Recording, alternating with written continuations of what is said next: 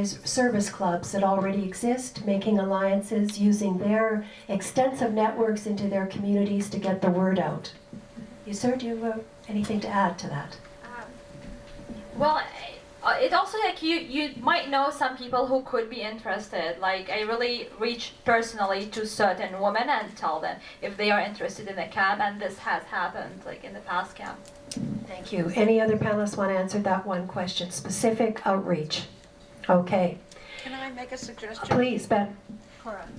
I don't know if this is true for other countries, but in this country, there's a lot of good things here.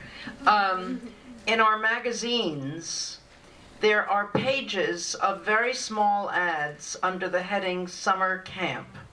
And wouldn't it be fun if all of a sudden, instead of these very expensive 1 month, 2 month fancy camps, all of a sudden there was a peace camp for teens. And it could be a small ad. I don't know if you can do that anywhere in Canada, but it's a possibility. Well, and of course, this question is not only this to Canadians. This is part of our shared thinking for anybody in the audience from anywhere who is interested in picking up on this model and building on it. I have one last question on the green card, and then we still will have time to open it up to the audience. This question is to anyone. Do you think or talk about the, quote, others, people as, quote, those others?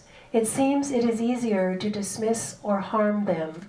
This is actually probably more of a comment than a question, and I'm going to invite whoever wrote this down. Do you want to say anything more about this, or is the comment sufficient?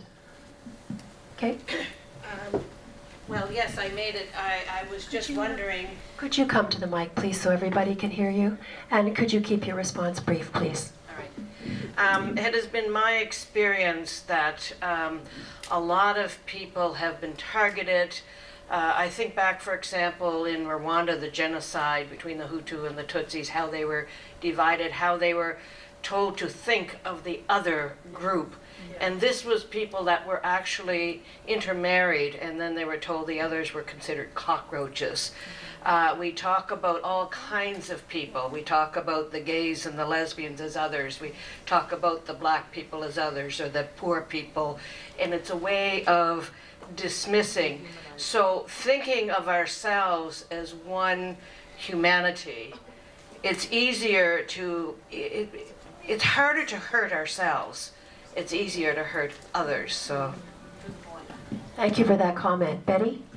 Yeah, I just wanted to link that comment to the issue of the Stolen Sisters and othering, which isn't that a terrible word, but it's one of the jargon words, but making people other than ourselves into objects or putting them outside the realm of moral inclusion, those who are deserving of justice, is a primary technique of patriarchy.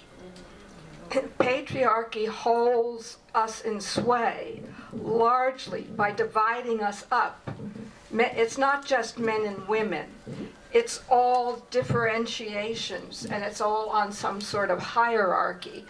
And because the patriarchal structure valued moose more than indigenous women, there you have the answer. A couple of questions, though. First one I'd like to pose to the two of you from the University of Winnipeg.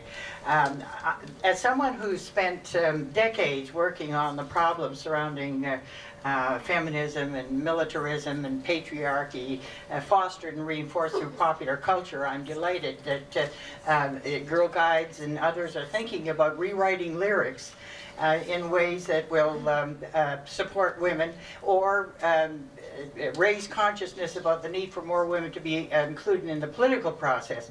I'd be interested in knowing if any of these young people are concerned or trying to look a little more I guess critically at the extent to which violence in popular culture it is a serious and growing component of militarizing popular culture in general, and the violence against women and boys fighting and shooting each other in the schools. And secondly, the woman from Ontario, you talk about the need to ensure that women who raise to positions of prominence are in fact feminists, continue to work on feminist issues, and we need to reform institutions in order to change the world, as Betty and Cora pointed out. Well, in Canada, we not only have a government that is very dismissive of women's issues in research and so on, but speaking of the institution of Canadian Radio, Television and Telecommunications Commission, you may or may not have read recently, those of you from Canada, that the CRTC has been slapping on the wrist certain broadcasters who are not doing a good job because there's not enough Canadian content in erotica and pornography. Does that concern you? I was also very impressed and surprised when we were doing these consultation days with how interested the young girls aged 13 to 16 were in rewriting lyrics and like recognizing right away violent potential in lyrics. And I had one girl tell me the song Blurred Lines by Robert Thicke. I said, awesome. Do you feel clear on the question? Yeah.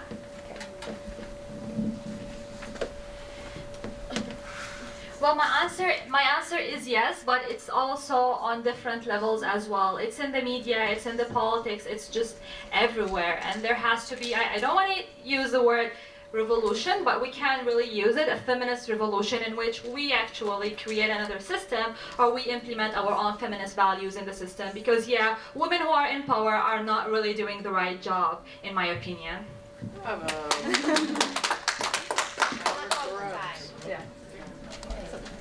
Other questions from the audience?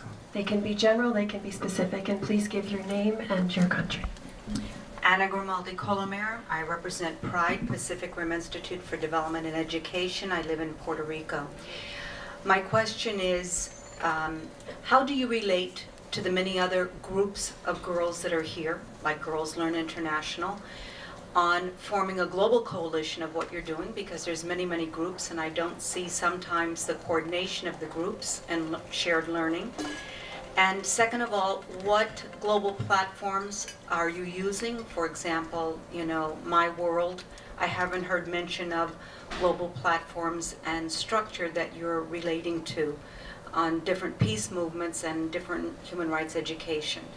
And lastly, are you paralleling the curriculum in the schools and piggybacking on clubs, or are the schools integrating it in the overall curriculum?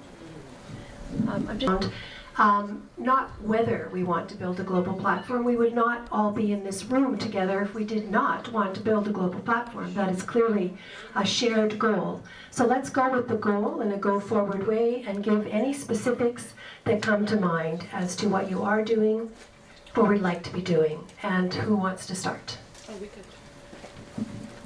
Just because you did ask a question more specific to our program, I think, and we would love it if we could put this into the official curriculum, but it does take a little while. So currently our hope is we already have started to piggyback onto existing clubs, as well as the teachers, because the teachers are very active. It was a challenge to balance national and then international. And so we have included some incredible women such as Vandana Shiva, Wangari Maathai, as well as movements going on, Harass Map in Egypt, which is mapping where sexual harassment takes place. And so we've been trying to find globally some really incredible movements and for the young people back at home to learn about some of these and translate that into their context. And how to build it up locally and then expanding. I do have networks in Sri Lanka and Kenya that I'm hoping, and they've expressed interest in doing things like this. They have local organizations. One is Women in Need, the other one is Kwacha Africa. One works with youth, the other work with women and children who've been affected by violence. So certainly, like Tabby, I'm involved in Rotary. I'm actually Director of International Service for my local club, and that actually brings amazing opportunity to grow this and to find funding and everything. But like I said, it's very early stages for that, but the seed is planted. So the vision is there, it's just getting there. So yes, thank you for your comments. Yeah. Hi, thank you. Welcome from Puerto Rico. So yes, I also have connections. I have actually a cousin who's doing similar work in an NGO in South Africa. Also, in my town, there is a woman that I'm working with to help expand the idea into Zambia. So those are two areas, and as well, just translating all of the work into Portuguese and really using. Brazilian Portuguese is pretty specific to Brazil, so it can be nationally spread that way, and the youth are very involved in that. They are very technologically savvy and aware of the different sites and sources that we can put the information onto to spread it virally and do what we need to do in that way. Thank you. Can I just suggest? It's a big world in many ways, and it's also made smaller because we have these wonderful listservs. We're not so old, after all. We know about listservs. So I welcome you to write, first to go and log on to Hague, H-A-G-U-E, peace.org, International Institute for Peace Education. Okay?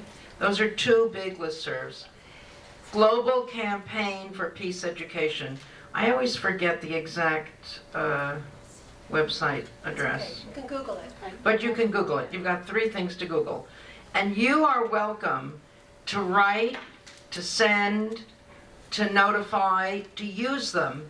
They get thousands of hits a month, literally. And that's just another way of spreading the word. But the more specific you can be about the model that you want to have, it would be great.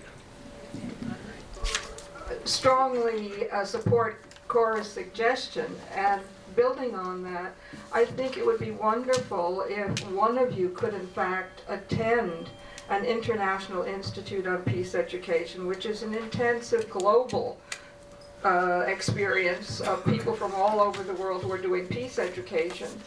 And what can happen from that is that you make not only connections, you can do cooperative and collaborative endeavors. The other thing I wanted to say is that when you network, it should be not just the networking between the organizers who are doing the same thing. The most important thing is to build connections and solidarity with the people on the ground, the youngsters to the youngsters. Now, there are some problems with languages and so forth, but those are not problems that cannot be overcome. But it's very important, I think, for youngsters to feel themselves part of the global